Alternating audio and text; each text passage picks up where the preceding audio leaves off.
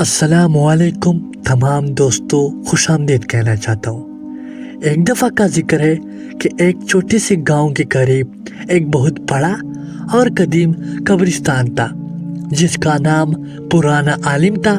یہ قبرستان نسلوں سے ایسی جگہ پر قائم تھا اور لوگوں میں اس کے بارے میں بہت سی کہانی مشہور تھے۔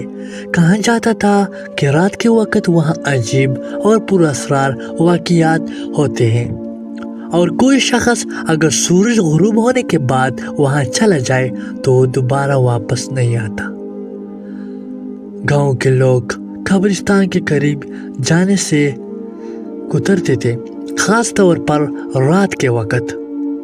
یہاں کے لوگ اپنے بزرگوں سے سنائی گئی کہانی سنتے آ رہے تھے کہ قبرستان میں کچھ پر اسرار مخلوقات رہتی ہیں جو رات کے اندھیرے میں باہر نکلتے ہیں اور ان لوگوں کو نقصان پہنچاتی ہے جو وہاں آنے کی ہمت کرتے ہیں۔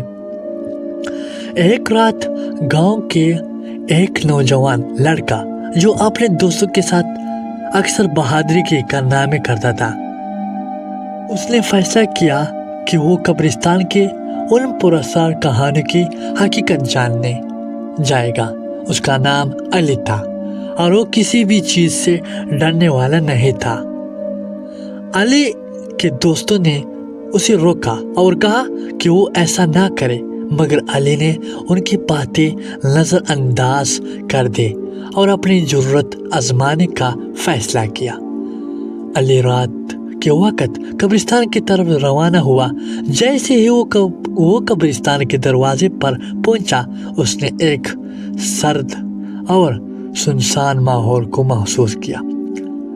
درختوں کی شاخیں ہوا میں چرچراتے ہوئے ایک عجیب سی موسیقی پیدا کر رہی تھی۔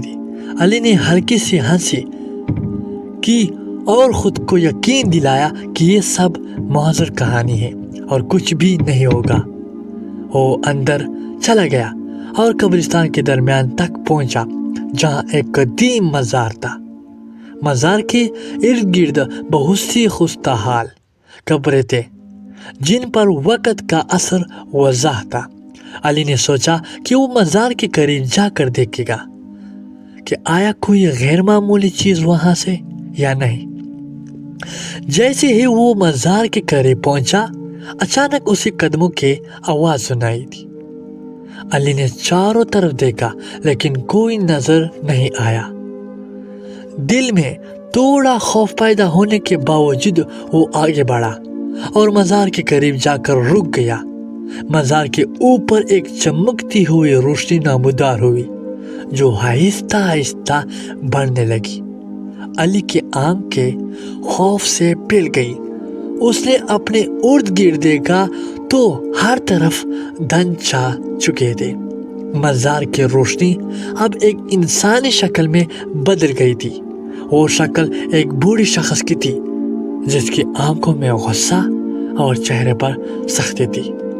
علی نے پیچھے ہٹنے کی کوشش کی لیکن اس کے پاؤں جیسے زمین سے چپک گئی ہو۔ وہ بوڑھا شخص علی کے قریب آیا اور ایک گہری آواز میں بولا، تم نے یہاں قدم کیوں رکھا؟ یہ جگہ زندوں کے لیے نہیں ہے۔ علی کی زبان کوئی لفظ نہ نکل سکا اور وہ خوف سے کانپنے لگا۔ بوڑھے شخص نے اپنے ہاتھوں سے قبر کی طرف اشارہ کیا اور کہا، یہاں جو آتا ہے واپس نہیں جاتا۔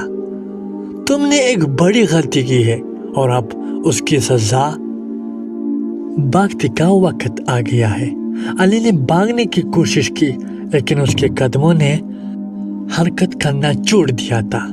اس کے سامنے کا منظر دھندلا ہونے لگا اور اسے یوں محسوس ہونے لگا جیسے وہ زمین میں دھانس رہا ہو۔ اچانک علی کے کانوں میں اس کی ماں کی آواز گونجی جو اسے پکار رہی تھی۔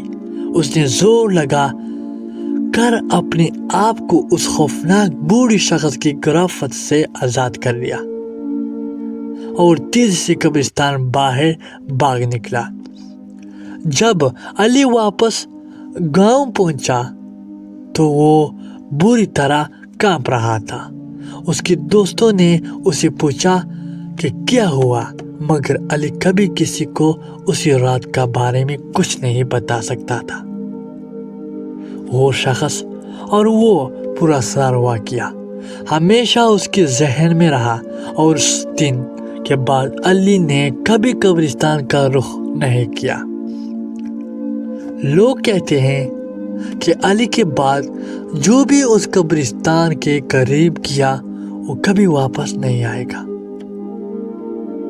गांव के बुजुर्गों ने उस वाक़या को एक निशानी समझा और वो सबको खबरदार किया कि उस कब्रिस्तान के करीब ना जाए, वरना उनका अंजाम भी अली जैसा होगा। तो सोचो ये कैसा होगा।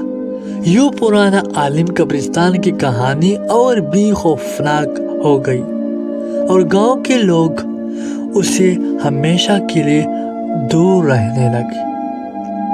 तो मेरे बच्चों, उसका ये कहानी का मतलब है कि बुजुर्गों से पूछो, उसके आगे ना बढ़ो।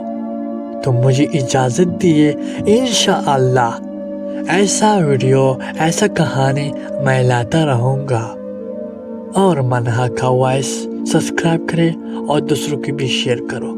जज़ाकल्लाह। और आप कमेंट करो कि मैं किसी पर कहानी सुनाऊं या अपना नाम लिखकर मैं आपको इंशाअल्लाह